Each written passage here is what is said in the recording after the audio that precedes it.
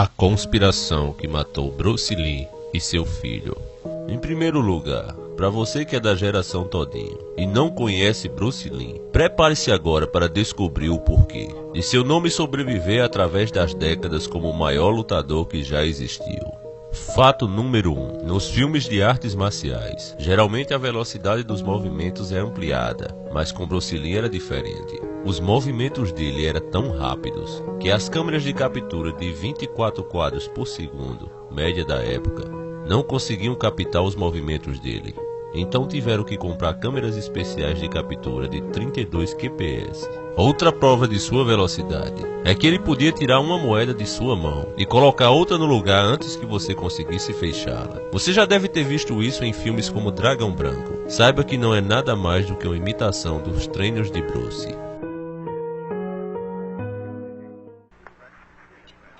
Pega. Ô, Frank, eu espero que você saiba o que está fazendo. Pronto?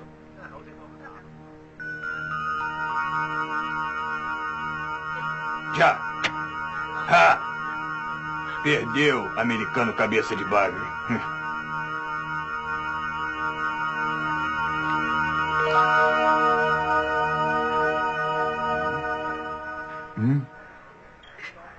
Acho que ela é minha. Outro fato era que Bruce Lee podia fazer buracos em latas de refrigerante, utilizando apenas os próprios dedos. Não acredita? Eu não possuo o vídeo com ele furando as latas de refrigerante. Porém encontrei um bem pior, onde ele fura um pedaço de madeira com a ponta dos seus dedos.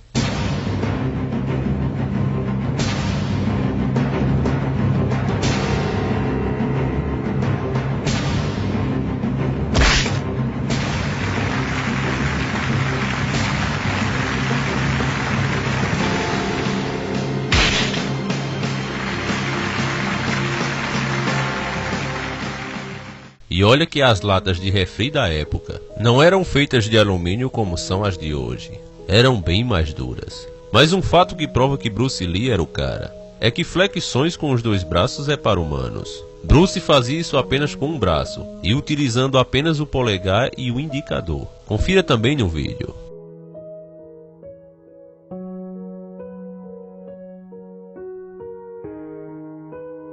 Outro fato curioso sobre Lee é que ele viveu em Hong Kong, mas seu pai o mandou de volta para São Francisco, onde ele nasceu. Quando Lee ainda era um jovem, o velho já não aguentava mais. Bruce sempre arrumando problemas com a polícia, pois ele era conhecido como um lutador de rua, um verdadeiro Street Fighter. Muitos dos filmes e histórias que vocês verem por aí dos famosos lutadores de rua, todos são inspirados em Lee. Outra curiosidade é que em 1970, Bruce machucou um nervo das costas durante um treino. Os médicos disseram que ele não poderia mais praticar artes marciais, mas ele se recuperou completamente e ainda atuou em alguns filmes entre 1971 e 73. Mais um fato é que um chute lateral de Lee podia fazer um saco de pancada de 136 quilos. Isso mesmo que você ouviu, não é a maconha que está fazendo efeito, você ouviu claramente, 136 quilos. Esses sacos eram lançados tão alto que alguns chegavam a atingir o teto.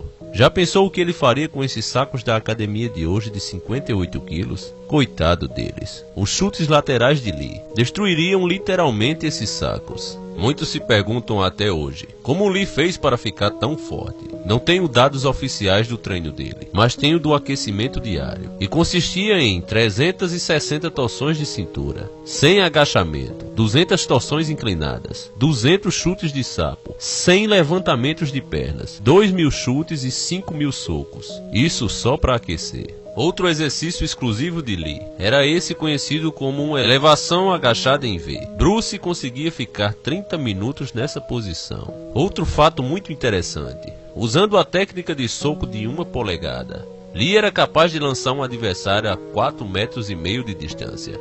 Bob Bacon, aquele que Lee acertou durante uma demonstração nesse vídeo, disse o seguinte: eu disse a Bruce para não fazer esse tipo de demonstração novamente. Da última vez que ele me socou, eu não consegui ir trabalhar porque a dor que ficou em meu tórax era insuportável. Bruce Lee foi o maior lutador de artes marciais do mundo. inspirando, como falei, muitos personagens, inclusive de games. Entre eles, os 3 mais conhecidos são Fei Long de Street Fighter,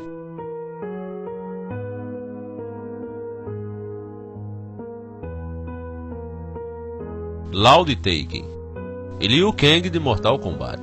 Muitos o consideravam a reencarnação do dragão, o símbolo supremo das artes marciais. Existe também um famoso anime, Street Fighter Victory, que fez uma de suas maiores lutas inspirada em um dos filmes de Bruce, a famosa luta entre Ken Masters e Vega. Confiram comigo as semelhanças.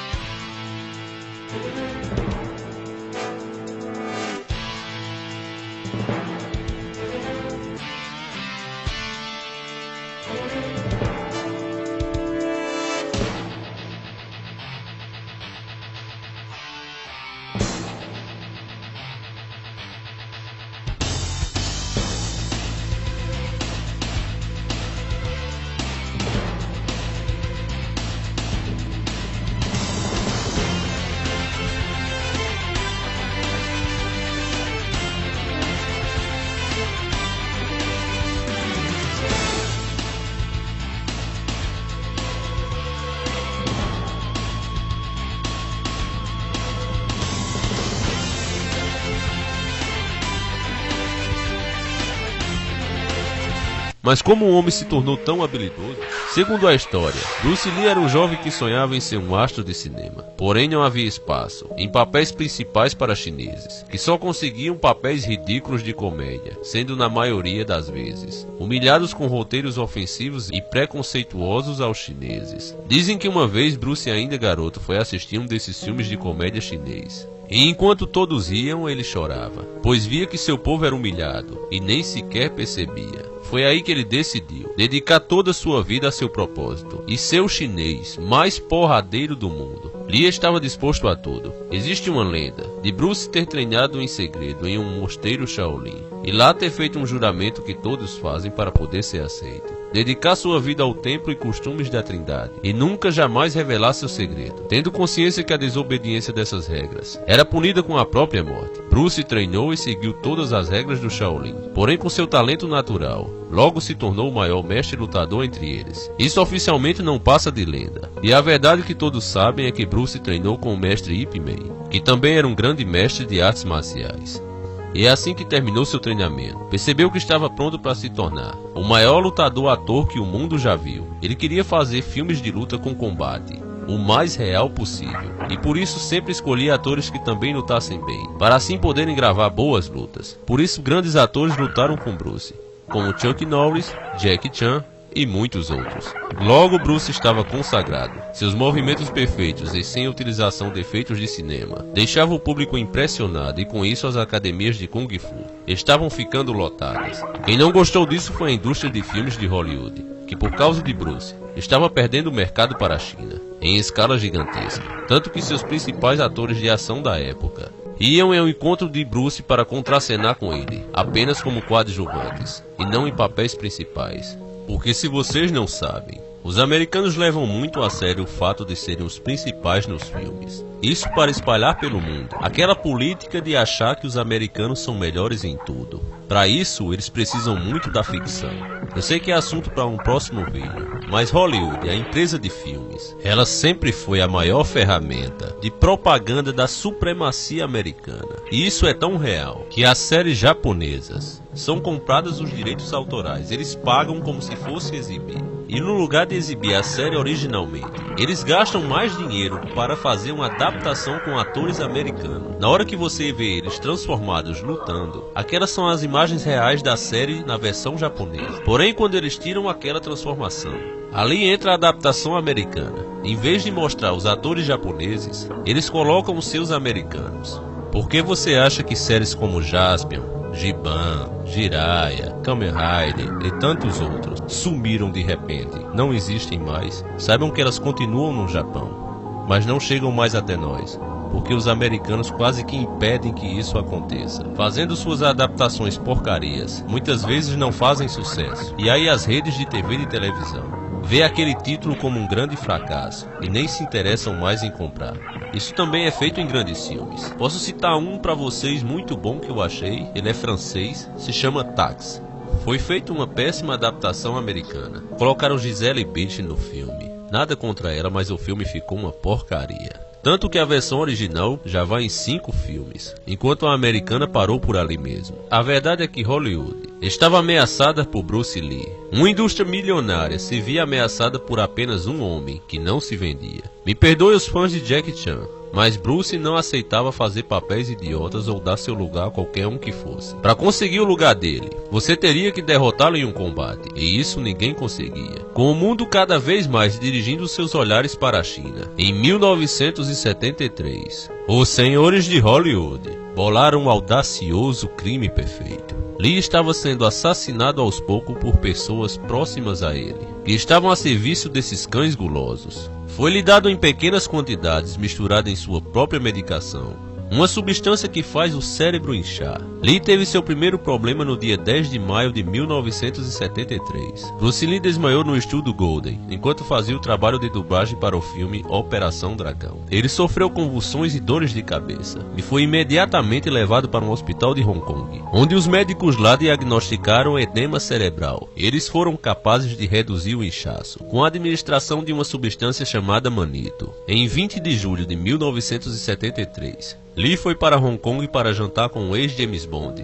George, com quem pretendia fazer um filme segundo sua esposa Linda Lee. Ele encontrou o produtor Raymond Chow às 2 da tarde em casa, para discutir a realização do filme Jogo da Morte. Eles trabalharam até às 4 da tarde, e depois dirigiram juntos para a casa da colega Lee Betty, uma atriz de Taiwan. Os três passaram o script em casa, e em seguida Chow se retirou. Mais tarde Lee se queixou de uma dor de cabeça, e ela lhe deu-lhe um analgésico, Equagesic, que incluía aspirina e um relaxante muscular. Cerca de 7h30 da noite, ela foi se deitar para dormir. Quando Lee não apareceu para o jantar, Chow chegou ao apartamento, mas não viu Lee acordado. Um médico foi chamado, que passou 10 minutos tentando reanimá-lo antes de enviá-lo de ambulância a um hospital. Lee foi dado como morto no momento em que chegou ao hospital. Não houve lesão externa visível, porém, de acordo com relatórios da autópsia, o seu cérebro tinha inchado consideravelmente, passando de 1.400 a 1.575 gramas, um aumento de 13%. Lee tinha 32 anos. A única substância encontrada durante a autópsia foi o Equagesic. Em 15 de outubro de 2005, Chow declarou em uma entrevista que Lee morreu de hiperalergia ao relaxante muscular, Equagesic, que ele descreveu como um ingrediente comum em analgésico. Quando os médicos anunciaram a morte de Lee oficialmente, o país considerou uma enorme desgraça. Logo as pessoas se perguntavam, será que houve alguma tramóia? A controvérsia ocorreu quando o Dr. Don Langford, que foi médico pessoal de Lee em Hong Kong, e o havia tratado durante seu primeiro colapso, acreditava que o Equagesic não foi o único remédio envolvido no primeiro colapso de Bruce. Estão entendendo? O médico pessoal de Bruce acreditava que no primeiro problema que seu paciente teve, algum outro medicamento foi utilizado secretamente, embora não tenha ficado rastro no segundo. E isso foi o homem que o salvou da primeira vez, para calar a boca das pessoas, e para que isso não se espalhasse e virasse uma polêmica. Um terceiro profissional foi contratado, com o perito supremo, para assim calar a boca do médico de Lee, e ficar 2-1, e ele não poder mais ficar levantando suspeita como estava até ali.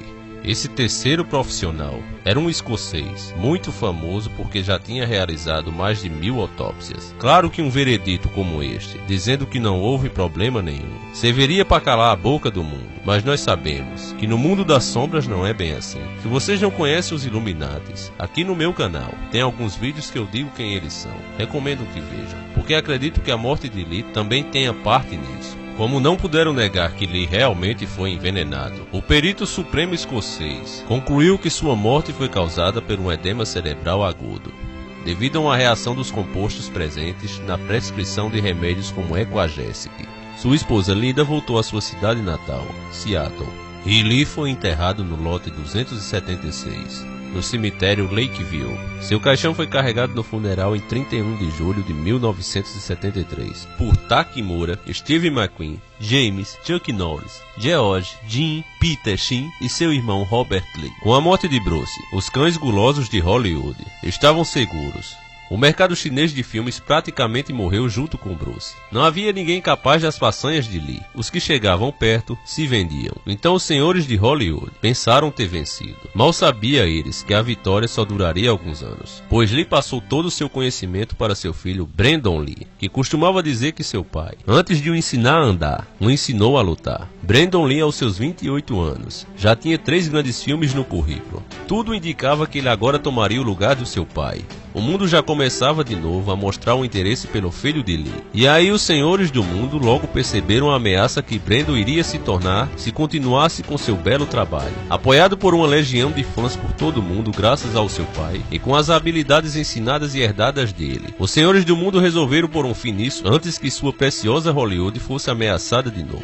E assim, na gravação do seu quarto filme, O Corvo, onde Brandon interpretava um astro de rock que voltava da sepultura para vingar sua namorada morta, houve uma sabotagem na arma que deveria disparar balas de festim. O tiro acertou o abdômen de Brandon e se alojou em sua espinha, levando-o a óbito em 1993, aos 28 anos.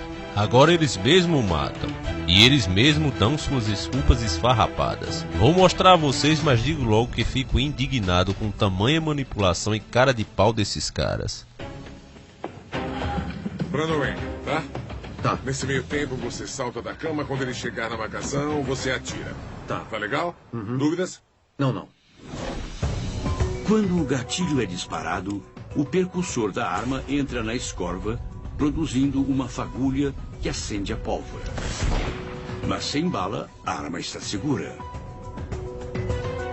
Infelizmente, umas 2 semanas antes, eles haviam esquecido uma bala que estava presa no cano. Eu não aguento ouvir isso. O cara diz que 2 semanas antes esquece uma bala, e nesse meio tempo ninguém viu, e uma bala no tambor de um revólver. Nesse caso significaria 5 chances contra uma de Brandon ser atingido por ela, se isso fosse mesmo um acidente. E cadê o perito em armas que deveria ser obrigatório ele estar ali presente? Onde está esse homem que não supervisiona as armas? Vamos continuar porque aí vem mais absurdos.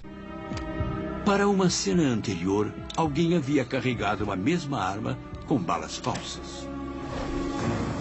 Elas são balas reais usadas em filmagens de tiros, mas não têm pólvora, o que torna a arma segura. Pelo menos era isso que eles pensavam. Aquela bala havia sido empurrada para o cano, onde ficava basicamente invisível a menos que você olhasse dentro do cano, portanto ninguém a viu. Normalmente, uma bala alojada no cano teria sido encontrada por um perito em armas de fogo. Infelizmente, o perito em armas de fogo que eles haviam contratado não estava lá, tinha ido embora. Mas é muito absurdo, viram essa? O cara tinha ido embora, ó. Na hora que precisam dele, ele vai embora. Ou seja, ele é pago para não fazer nada. É muito absurdo, eu acho que quem acredita nisso aí merecia ser o dublê de Brandon nessa cena. Uma decisão que teve um resultado trágico. Tudo bem, vamos lá. Um cartucho vazio com um monte de pólvora. Ação! Junto com uma bala falsa alojada no cano, tornava aquela arma mortal.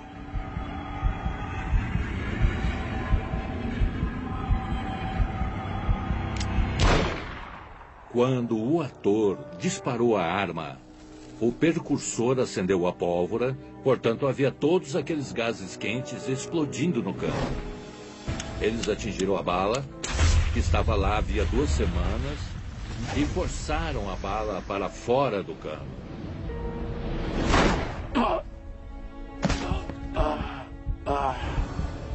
E aquela arma disparou uma bala que voou literalmente na velocidade do som.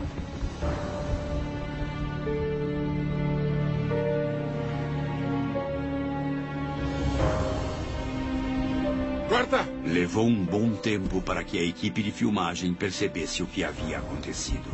Ai, meu Deus! O que está acontecendo com ele? Ele levou um tiro. Por favor, peça uma ajuda. A bala perfurou o abdômen de Brandon e se alojou perto de sua coluna.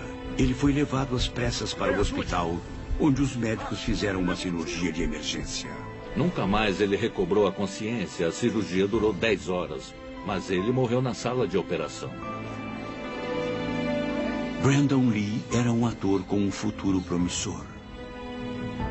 Infelizmente, sua última atuação foi uma estranha forma de morrer.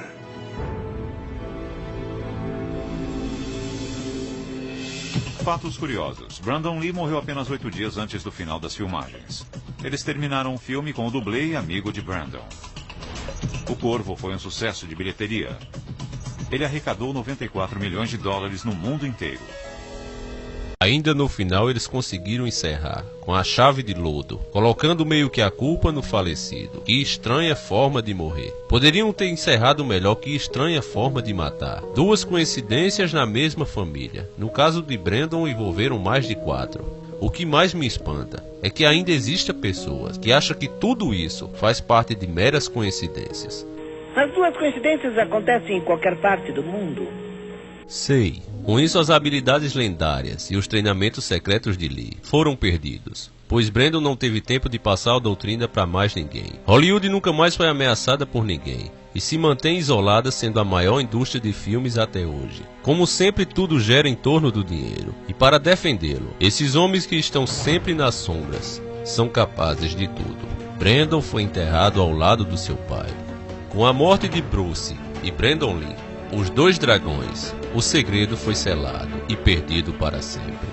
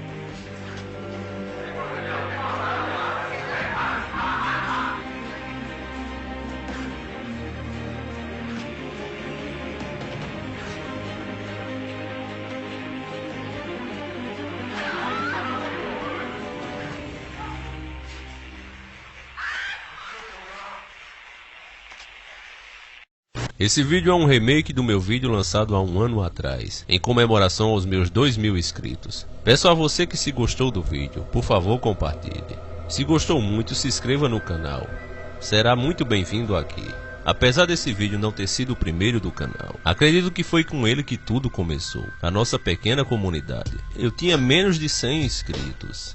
E esse vídeo conseguiu a façanha de chegar a 240 mil views, atraindo a maioria dos inscritos desse canal. Por isso, minha homenagem a ele na comemoração dos 2.000 inscritos. Outros grandes vídeos também serão lançados esses dias, como Ayrton Senna também, que trouxe muitos de vocês até aqui. E muitos dos que foram banidos também, por falarem demais sobre os Illuminati. Refarei eles e tentarei postar novamente. Um abraço e até o próximo encontro. Sempre encarando o sobrenatural.